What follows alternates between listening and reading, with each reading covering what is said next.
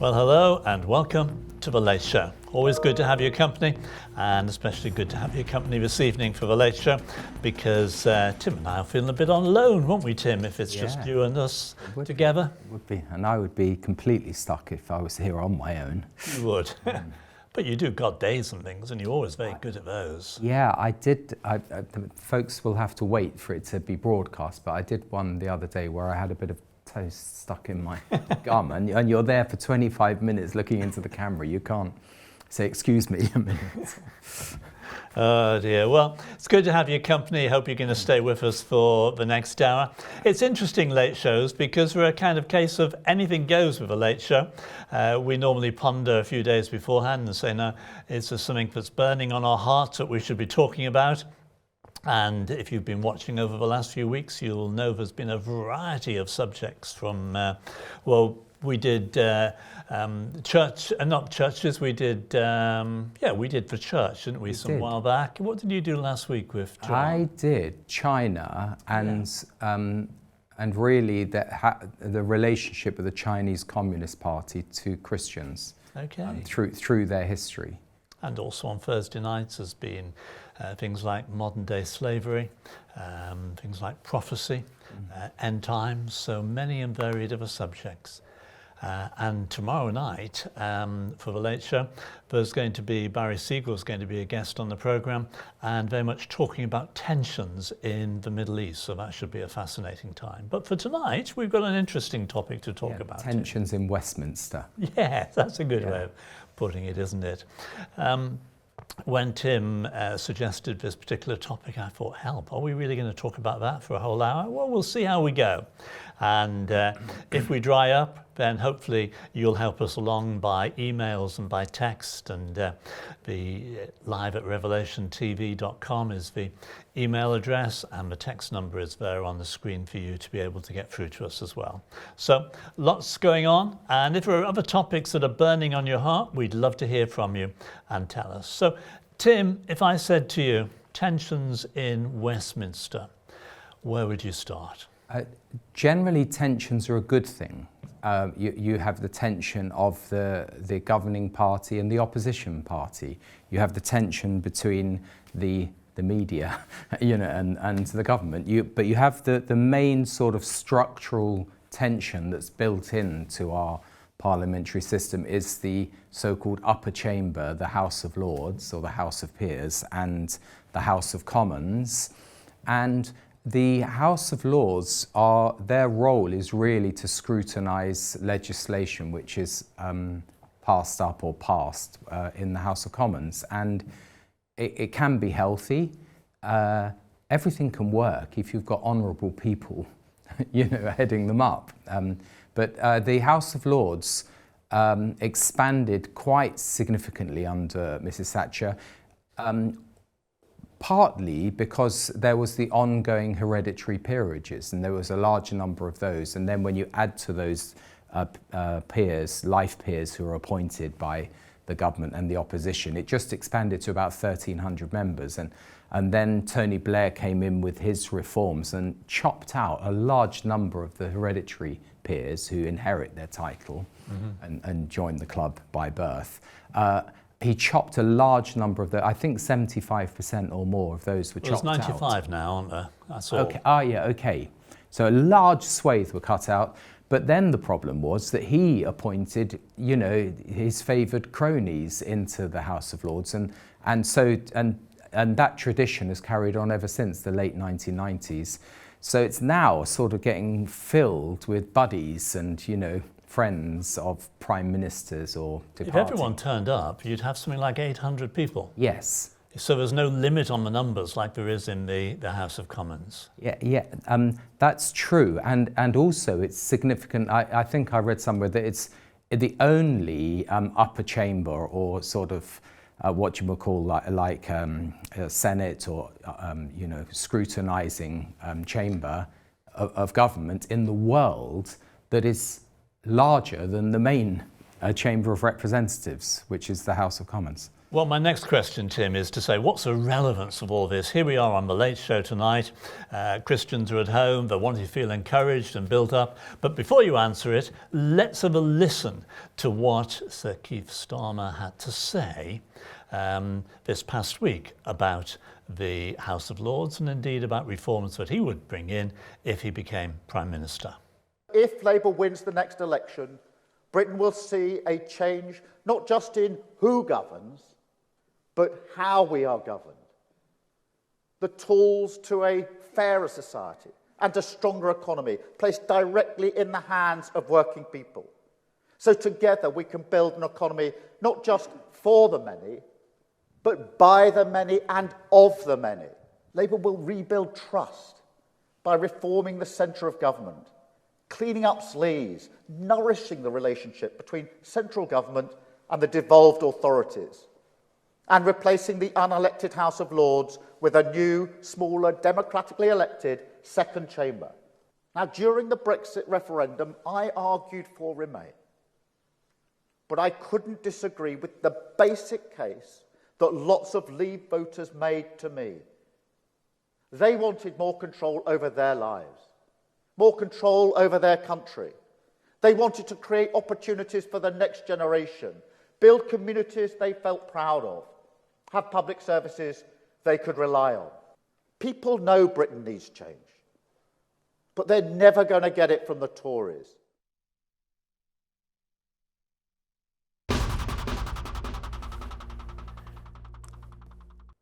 Well, we're grateful to the Times there for courtesy to use that particular piece. They looked as if they were enthralled by it, the ones behind him, but I actually think they were pretty asleep by it. What's That's all right. the relevance? So let's wake our folks up.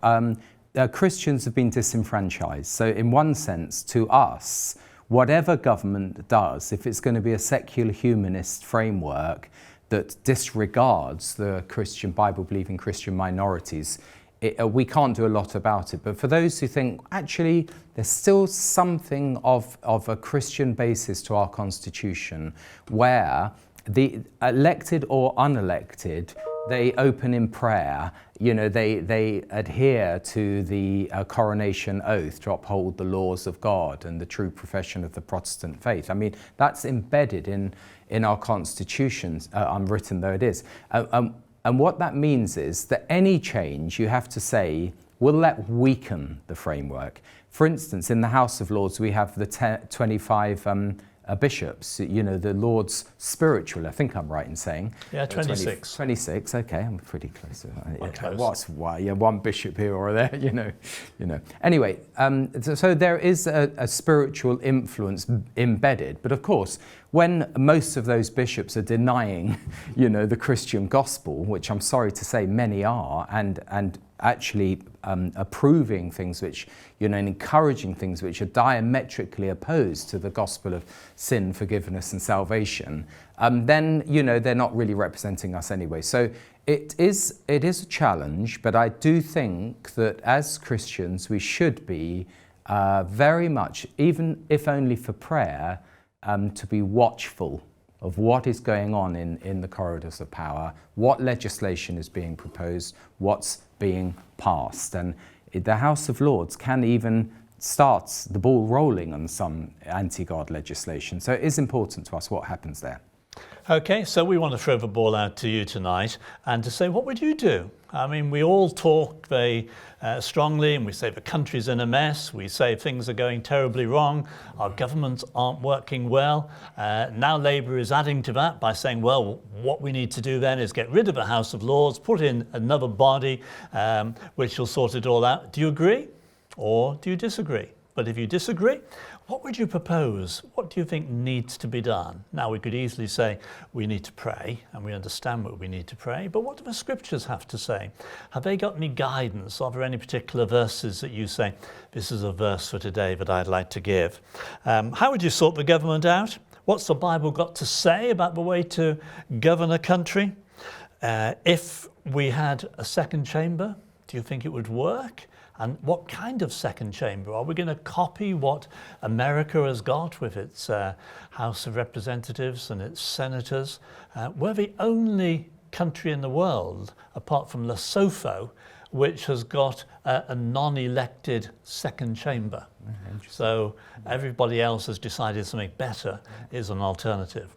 We'd like to know what you think, and we're going to be sharing about it here, and we hope you're going to stay with us and contribute. Tell us what you think. Maybe you've got an MP who's absolutely superb and you wanted to tell us about it, but on the other hand, maybe you've got an MP that you've never seen and you don't know anything about. Well, give us your views, tell us. So, Tim, where do we start? Yeah, so just in answer to your comment, whatever that other place is that has an unelected... Lesotho, which is in South Africa, isn't Oh yeah, it? Lesotho, got it.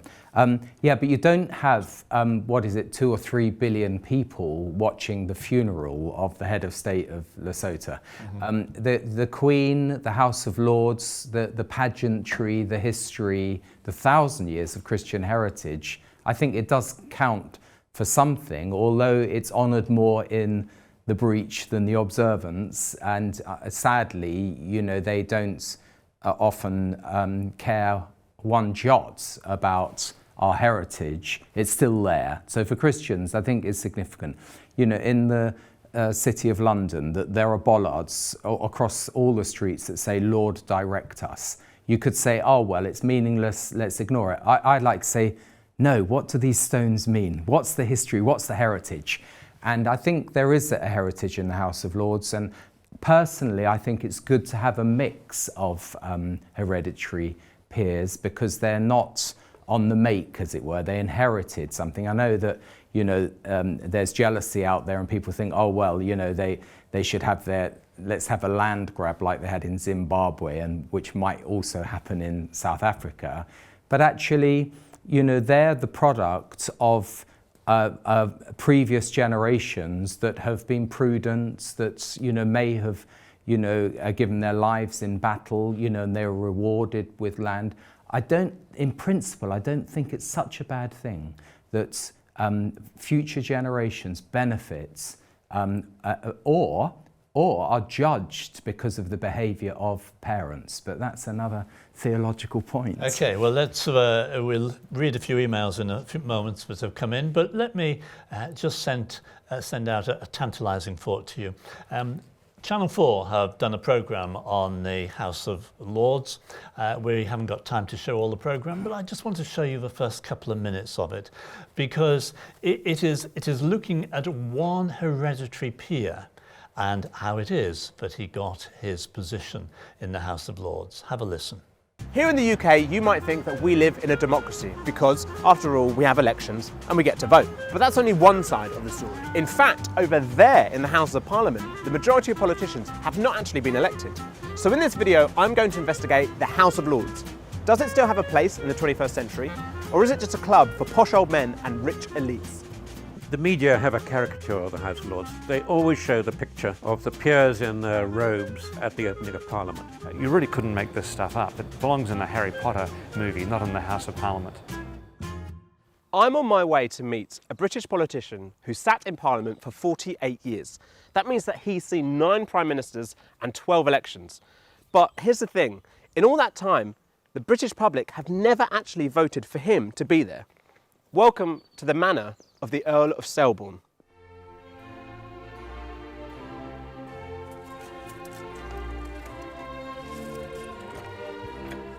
Hello, this is John Palmer, but officially he's called the Earl of Selborne. He's part of the British nobility who have inherited their elite names and privileges over hundreds of years. Now he's aged 79 and he spends most of his time here on his 6,000-acre estate in the south of England, surrounded by his beloved fruit orchards. We can live with badgers, that's not a problem. We're looking for a badger poo right now.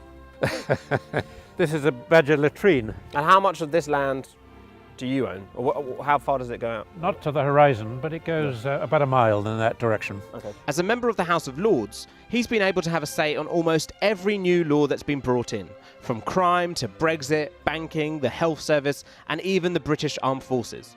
In 1971, your grandfather died, and that's when you then became a hereditary lord. So how does that work? I had to write to the Clerk of Parliament, and I had to show my birth certificate and the death certificate for my grandfather, and I was duly, therefore, then a member of the Lords.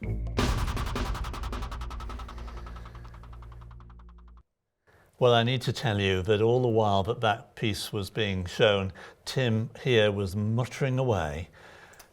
Isn't it very elitist, though? Isn't it very... Absolutely. Yes. All the... Jacob I have loved, Esau I've hated. I mean, I have chosen them so that I would fulfill my, the Messiah, the line of the Messiah. Isn't that elitist? No.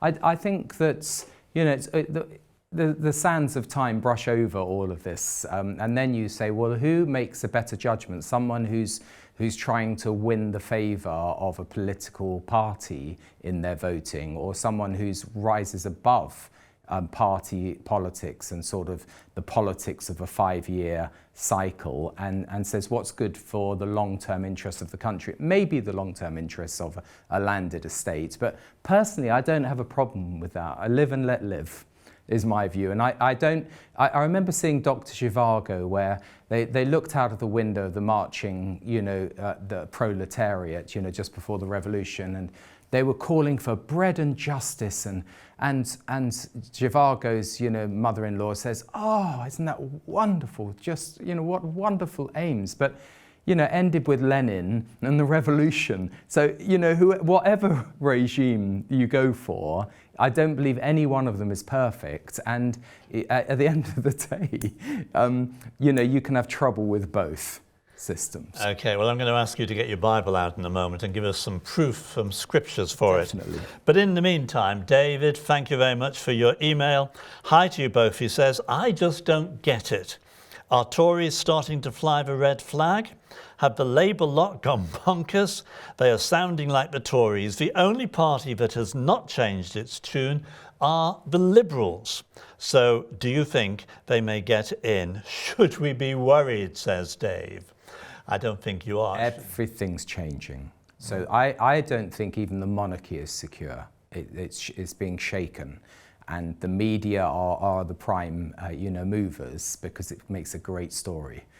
It's the ultimate story, the downfall of the monarchy. But, let's start with the downfall of the hereditary peerage in the House of Lords, and, maybe the downfall of Westminster, and spread it all out around the country. But as I say, that everything is basically, nothing is too big to fail. We learned that during the credit crunch. And I don't believe a nation is too big to fail, so we should humble ourselves under the mighty hand of God. Okay, well, That's as we just looked at the way that the Earl of Selby, I think it was, became a peer, Les says to us, hello, Gordon and Tim. Ecclesiastes 5:8, if you see a poor man being oppressed by the rich with miscarriage of justice anywhere throughout the land, don't be surprised, for every official is under orders from higher up, and the higher official looks up to their superior, and so the matter is lost in red tape and bureaucracy. And he quotes Habakkuk 1:4, therefore the law is slackened, and justice and a righteous sentence never go forth, for the hostility of the wicked surrounds the uncompromising righteous. Therefore justice goes forth perverted. That's the problem. Most people, I saw somebody being with every system. Yes, but I saw somebody being interviewed on television, and they were being asked about political parties and who they would vote for. And they said, well, I really wouldn't want to vote, because once politicians become politicians, the view is that they just look after themselves. Correct. So what do we do? Yeah, so that's got nothing to do with House of Lords or not. Even communism, the ideals are quite good, but at the end of the day, it creates a hierarchy of elitists, who have all of their privileges, and you have the great unwashed who do what they're told. And the danger of destroying the system that we have is that it opens us up to global elites running the show.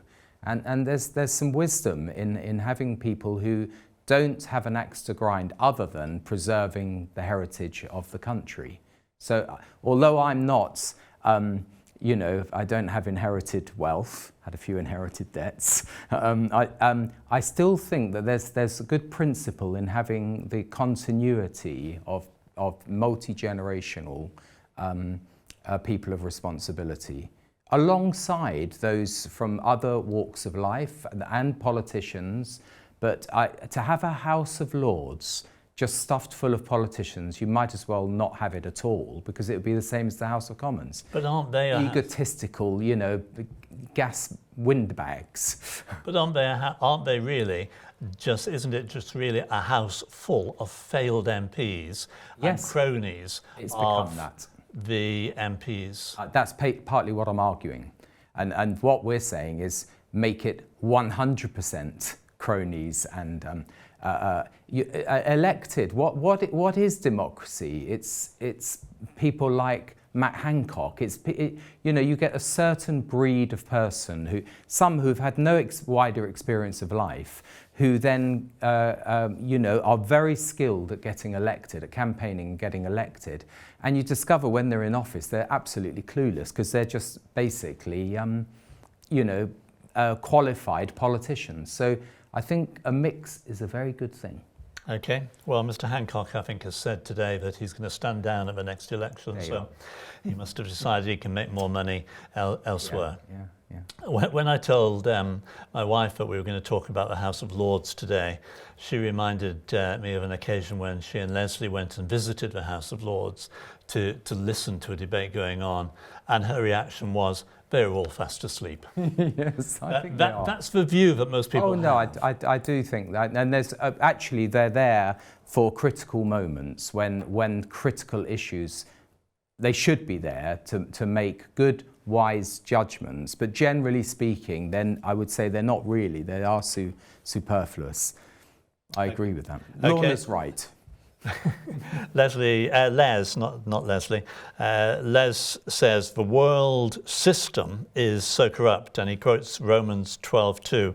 With eyes wide open to the mercies of God, I beg you, my brothers, as an act of intelligent worship, to present him your bodies as a living sacrifice consecrated to him. Do not let the world around you squeeze you into your own mold, but let God remold your mind from within. That's what we all need, isn't it? Totally agree with that. Okay. Anita, you write and say, hi Gordon and Tim, lovely to see you both. How is dear Ben and your tooth, Tim?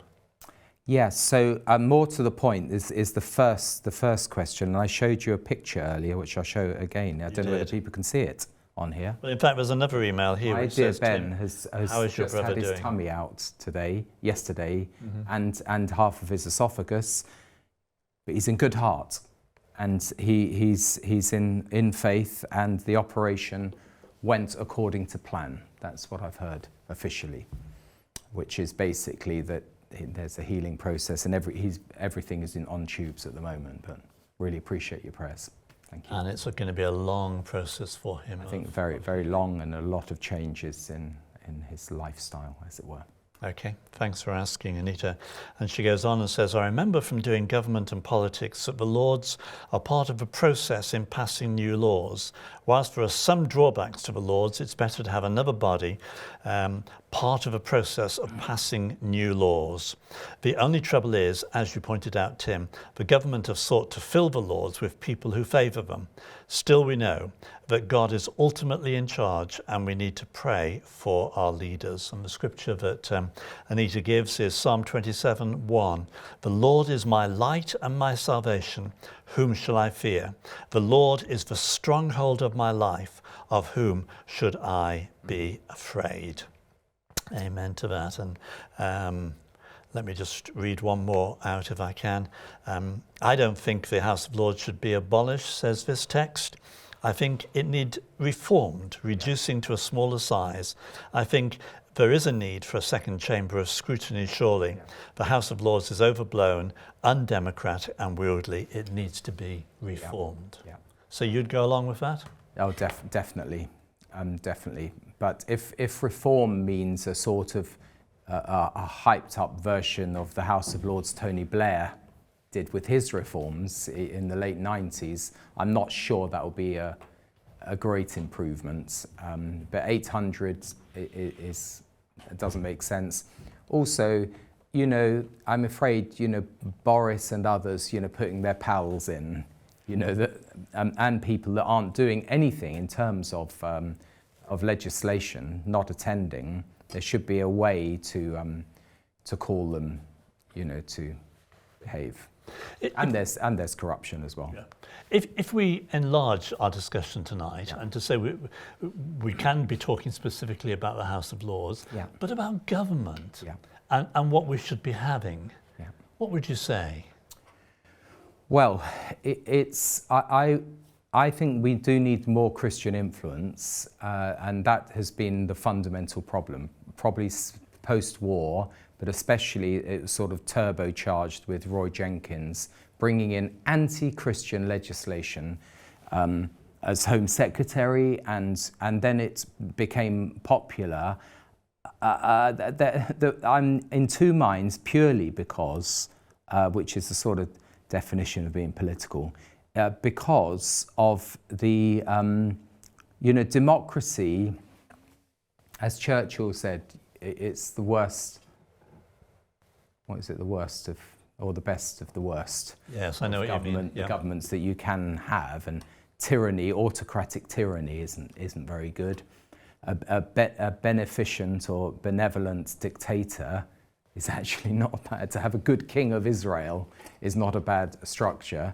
A theocracy, the problem is when you have a theocracy, is if you've got the wrong person who's interpreting God's will for the land. So I think we're quite blessed with what we do, the freedoms we do have. We've just got to guard them. And of course, be humble before the Lord. If we do lose those freedoms, what do we then do? We still give thanks to the Lord for what we do have, and we seek to be honourable before Him. I don't think I would fight for any particular system, but I do think freedoms are probably the basic thing for our sake and for our children and our families, to have the freedom of speech, freedom of conscience, freedom of just a free movement to assemble, to meet as Christians. I think that's. But you feel strongly enough, Tim, for us to have a parliament that you stood for it, didn't you? I nearly did. I stood down, actually, because there wasn't a deal done. What I felt strongly about was a single issue, and it is actually connected to this, about the House of Lords and reform. And that is, do we want to completely shift those who govern us from a framework which, flawed though it is, does have a strong Christian heritage, to the European framework, which was completely godless, deliberately godless and secular. Didn't want to upset Islam, so that it wrote the Christian history, not only of Britain, but of all the countries of Europe, out of the Constitution. That's what really fired me up. And I went to Brussels and spoke to the religious advisor to Barroso, who was the president of the commission at the time. And he just joked it away that there was no mention of God. And he said, I think God can survive the EU constitution. And then there was a Finnish MP who stood up and said, Sir, MEP, we're not concerned about God surviving the EU constitution. We're concerned about Christians surviving it. Because there's no question that there's been an increased hostility towards Christian witness on the streets, even in the churches, even in the homes, in Christian schools. That comes from government. And somehow we've got to, I believe that, of course, the Lord's coming back. Of course, He's sovereign. And if He decides that, we're going to be controlled by some Chinese communist state, then we have to seek Him, to strengthen us and provide for us. But where we are now, I think it is worth standing up for what we've got. And that's what I was standing up for. And we did win that debate, in my view, because of the Parliament that came in, even though we had COVID and Partygate and it became shambolic, and infighting between Dominic Cummings and, and Carrie Johnson and the like. Actually, they were voted to preserve the identity of this country and the heritage of this country. I was thinking today just of some of the scriptures and Bible verses that apply to our discussion tonight. Yeah. The one verse that came to me first of all was the one which talked about government. And it's that lovely one that we quote so often at Christmas time. Exactly. For unto us a child is born, unto us a son is given, and the government will be upon his shoulders. So we can talk about the House of Commons, we can talk about the House of Lords, we can talk about what debate and what we think of them, but ultimately it's his government. And in fact, in Bible study at this moment of time, you're in Psalm chapter 2, where you talk about the Lord laughing at some of the governments, don't you? Yes, especially the godless ones who want to shake off God's law. That's when they say, let's break the chains, let's shake off the shackles. Really, that's part of a collective rebellion of the kings of the earth towards God. And, you know, we're in that category now as a nation. We're among the kings of the earth who say we don't want anything to do with God, we can do it all on our own.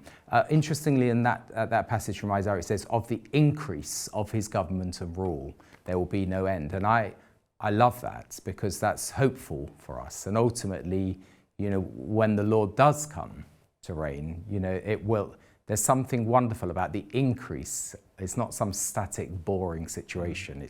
It's the increase of his government, his righteous rule. Thank you for some emails and texts that are coming in. Rowan Williams, ex-Archbishop of Canterbury, gave one of the Reef lectures today, this one says, at Swansea University on the subject of freedom of religion. Oh, Doris says it was a load of intellectual claptrap in her view. Plenty of compromise and covering up for King Charles, whether he said defender of the faith or faiths. Shalom, says Dory. But he did say he would be a defender of the faith, didn't he? Yes, he did. When he did his coronation oath. He did. It was the specific oath to do with Scotland, if I remember. And he will do the coronation oath in May. That will be interesting to see whether he amends it. But I remember he did a little preamble when he was there in St James's Palace, and he said at the Accession Council, and he said, I understand that I'm required to say this, and I gladly do so. But it was very interesting that he put that in. In other words, a nod and a wink to those who are expecting him to be more revolutionary. If he changes that, everything is up for grabs. I don't think he can change it. Reading the history of our time, I don't think there's any way. And whatever you've just said, the fact is he did say in his accession that he would be defender of the faith. Yes, he did. Absolutely. And I'm happy to applaud that and to hold on to that. But the coronation oath is the key one. And the thing about Scotland, you see, is there's all sorts of other sort of tensions to do with Scotland. By the way, Rowan Williams, I'm pretty sure he did a Dimbleby lecture when he came in as Archbishop, and I remember listening to the whole of his speech. Didn't mention God once. I was utterly shocked for a man who's grown up within the church in Wales, you know, to the highest office of the Anglican Church, and his first major speech, he didn't mention God. All right, well, we've got a question in about the bishops. Let me just read one or two more. Ian Atherton from Congleton says, good evening, Gordon and Tim. We're fortunate to have a Christian MP, Fiona Bruce, who shines the light in what she does. We need to have more Christian MPs in Parliament to show the truth. And Ian says the late David Pawson did an excellent two-part talk on the salt and light. Have you both heard this? I'm not sure. Yeah, probably did a long time ago. Fiona Bruce is my number one hero. Yes. And I've met, as you probably have, many Christian MPs. She's the only one who's stayed absolutely faithful, without compromise, on by any measure. She has remained a faithful Christian witness. Yeah. When Lorna and I were first married, we moved to Congleton to live, so we know the area well, and have followed Fiona Bruce. And in fact, when Revelation was involved in the whole charity commission thing, at one stage we asked a number of folks if they would write on our behalf, and Fiona was one of those who did that. So she stood with us here at Revelation. But we were talking about bishops a moment ago, and Clarissa writes and says, "Hi Gordon and Tim, do you know how many bishops are in the House of Lords? Are other denominations represented, and how much influence do these Christians have?" Well, we know there's 26. Yeah, so they have a vote. They also can initiate. I think if they're the ones representing, and there's a debate on Christian issues, and they come down not on our side, who's representing us, they also have Muslim peers and Jewish, at least one. The chief rabbi normally is a peer. Right. I was doing some reading on the history of the House of Lords today, and Parliament originated in the 11th century, and then really, apart from the king's ministers, it was all religious leaders. And in the 14th century, we had the beginning of two houses, and one house had representatives of the towns and the country, and the other house was filled with bishops, abbots, priors, and the noblemen. But then in the 1642 there was a civil war in the UK. We forget there was war in the UK, don't we? And bishops were excluded. But then they were allowed back in a bit later on when the Civil War was ended. So they've always been there and always had an influence. But really now, it almost seems to be that they're just there nominally. Yeah, so the Puritans were really the outsiders, the nonconformists. And so, yeah, it's interesting that they excluded them. The House of Commons, by the way, was once totally corrupt. The people would buy their seats. So in one sense, the House of Lords, was a stabilising force because you inherited it. You didn't, through some grubby climbing of a greasy pole get there.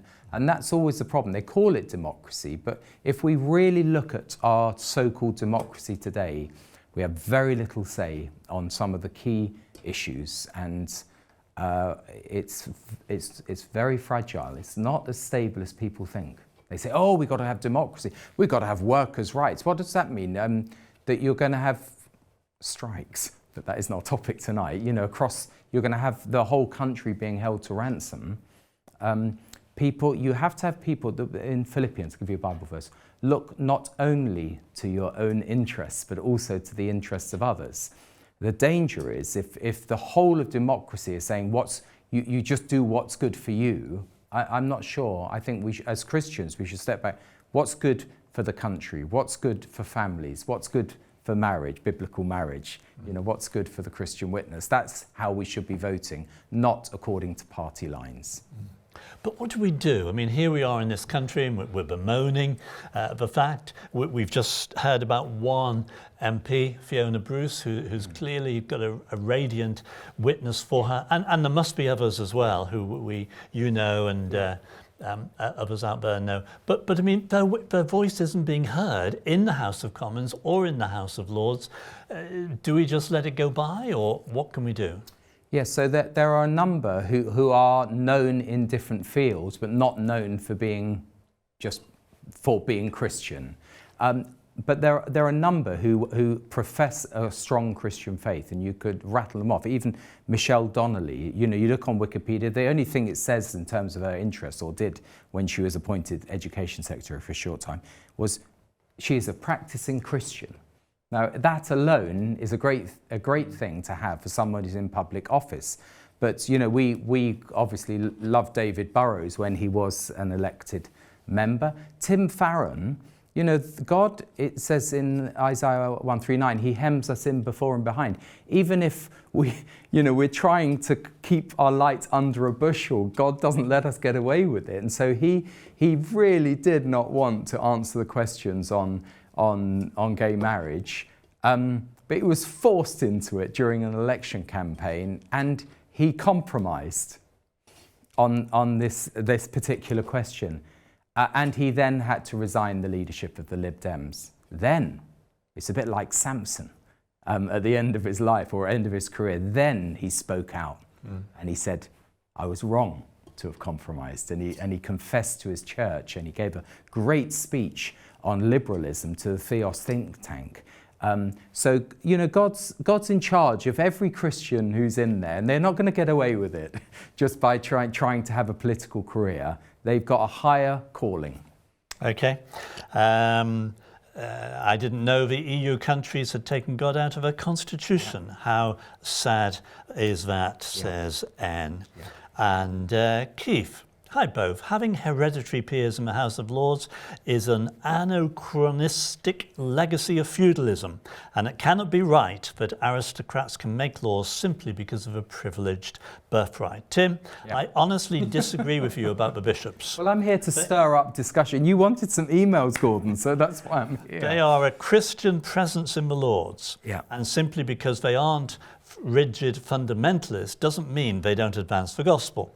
They speak up against poverty, injustice, and also oppose euthanasia and abortion. How can you say that they don't believe in the gospel?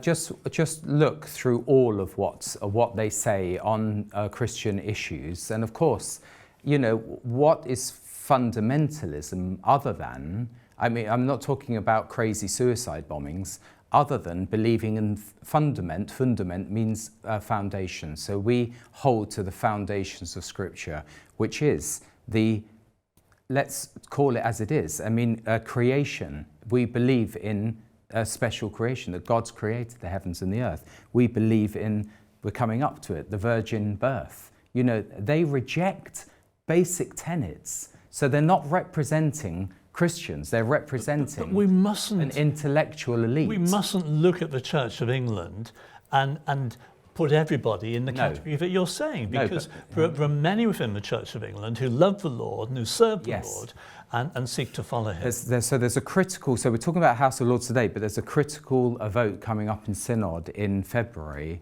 which will be seismic, and it is on this whole, the quadruple lock, which was part of the promise of David Cameron for same-sex marriage. It wouldn't be allowed to take place in Anglican churches, but they're pretty well going to waive it and then give an exemption, waive it through, and give an exemption for those who don't, who on their conscience and on the Scripture say that they can't, let alone bless, perform marriages. But the point about it is that they will then be outside the canon law of the Church of England as exemptions and then subject to charity law. So, you know, there are many faithful evangelical Christians who, I'm afraid, will have to leave the Church of England, possibly in February, and I know many.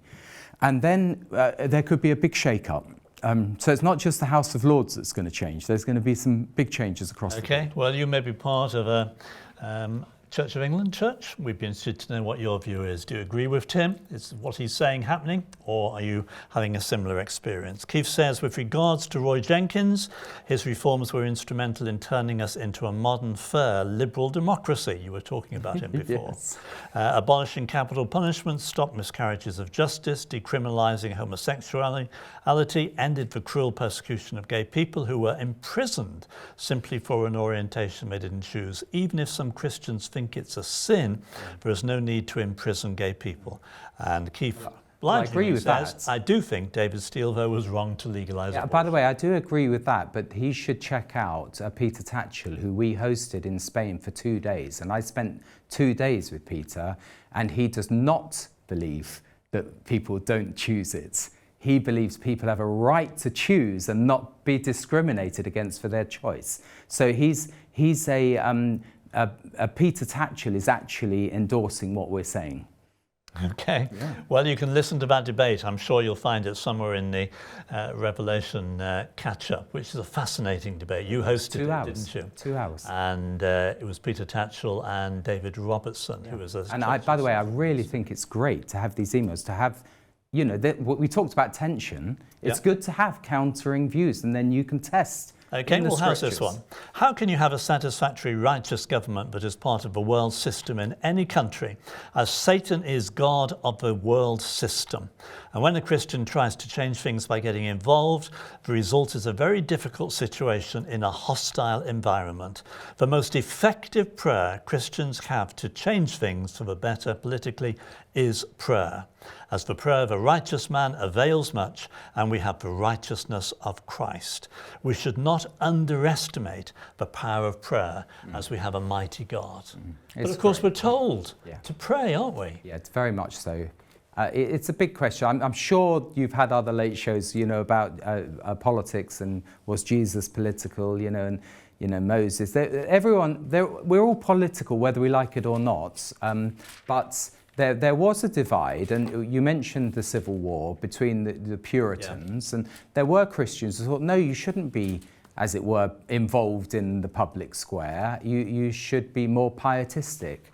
But it's a personal judgment, I would say. And if you're called to go into the public square, as the prophets were all political, whether you like it or not, they were denouncing things that were wrong. That's a political thing to do.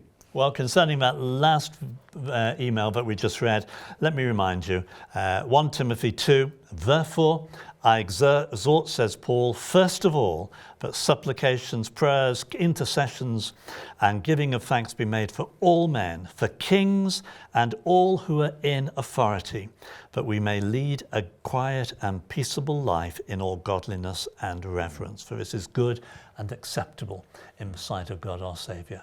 So we're to pray. Amen. Whether it's a Christian government or a non-Christian government, we're still to pray for them. Absolutely. Okay. Amen. But my prayer especially is that Christians will feel raised up, who want to get involved in Parliament, who want to get involved in the political issues, and without compromising their faith, stand up and speak out for the faith. I looked for a testimony that I could find for somebody in our Parliament here in the UK. I couldn't find one, but I did find one for America. Now, America has a two-chamber system, doesn't it? And they are the House of Representatives, the Congress, who are elected. I think every 2 years they have an election, and then the Senate is a smaller chamber. They're more eminent folks, and it is similarly a scrutiny. But the Senate also approve of the Supreme Court justices, and so they have a more significant role in the strategic direction of a country. Okay, well, here is a story from across in America of one man who decided to stand for election as a political representative. His name, Barry Moore. Congressman Barry Moore grew up in a church community, although like many teenagers, strayed away from his faith until God got his attention in a place he least expected. I was actually in a fraternity house in Auburn, Alabama, of all places. Interesting things are happening. And Pat Robertson was on the TV. Just do it right now. Bow your head. At the time, Barry wasn't really close to the Lord. There was just something he said that day in the 700 Club that I was just watching the TV, and I found myself prone before the Lord with tears in a fraternity house. And that began that process, I think, of kind of redirecting my path. Thank you, Lord. Amen. God's timing was perfect because about a week later, Barry met his future wife. I actually told my best friend I would not go out with Barry Moore if he was the last guy on earth.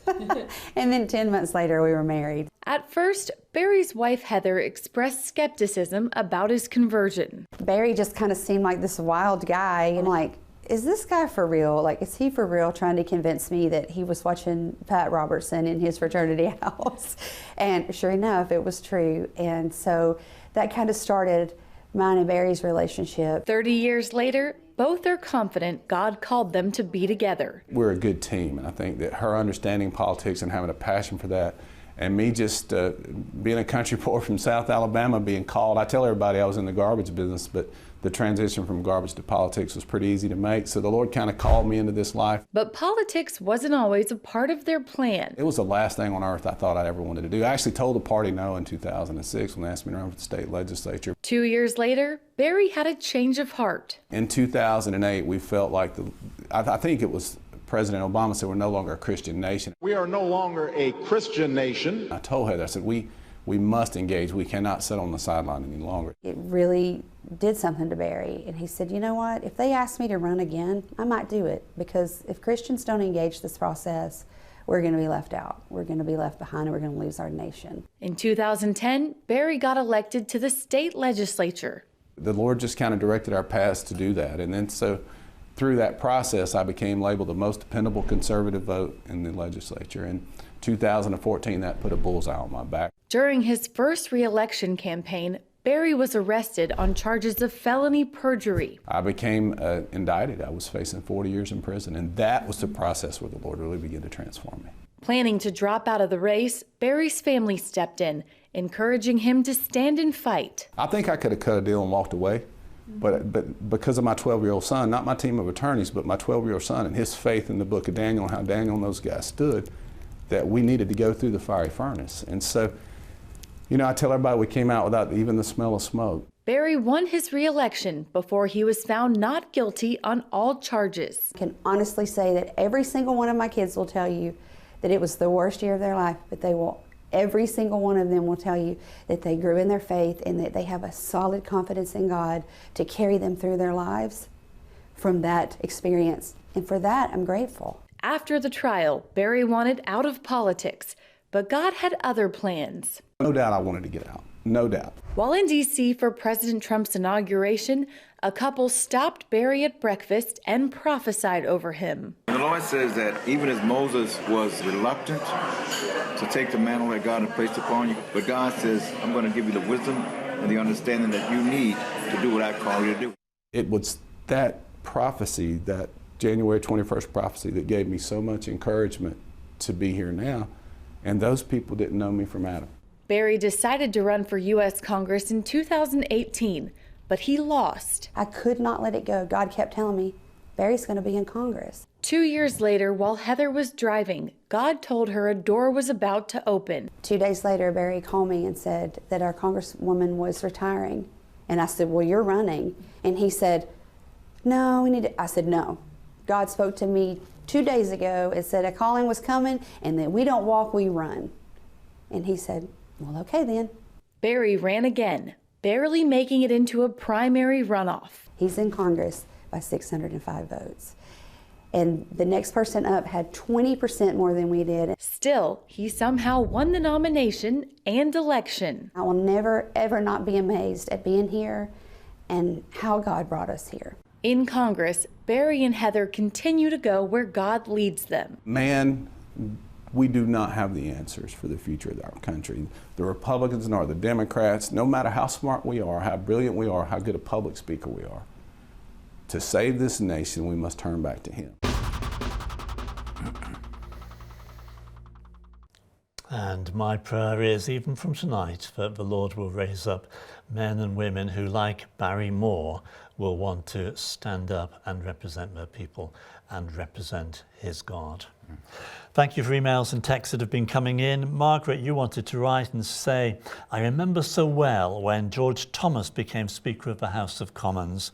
Wonderful Christian man from Wales, later becoming Viscount Tony Pandy upon his retirement from the Commons. His reputation as a Christian he was a Methodist minister. He's a wonderful man. He wrote the foreword to the Adrian Hilton book, The Principality and Power of Europe. Yeah, and Leslie and Marianne, you say, as my wife and I are members of the Christian People's Alliance, which is a valid alternative party for Bible-believing Christians. We in the CPA are prophetically aware of the future outworking of events, specifically the coming Mark of the Beast system, when Christian persecution as well as anti-Semitism will climax at the end of this age. There's more that you write there, but thank you so much for writing and sharing with us on that.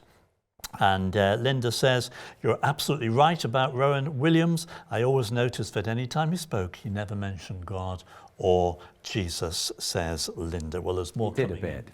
But if I say to you, we've got 1 minute, last word to you, Tim. Yeah, I think the last word is from God's word, that we should seek Him with all our hearts, that we should honour Him. Hear, O Israel, the Lord our God is one Lord. Love Him with all your heart and soul and mind and strength, and love your neighbour as yourself. And I think that's a good approach. The problem is doing it the other way around, love your neighbour. Often you end up forgetting about God. You've got to put things in the right order. That's right, that's what the scriptures say. And I was reminded today of when Moses died and Joshua was appointed. And Joshua said, who am I? I can't possibly lead the people and represent the people. And the Lord said to him, stand on my word. You read it in Joshua chapter 1. It'll so encourage you.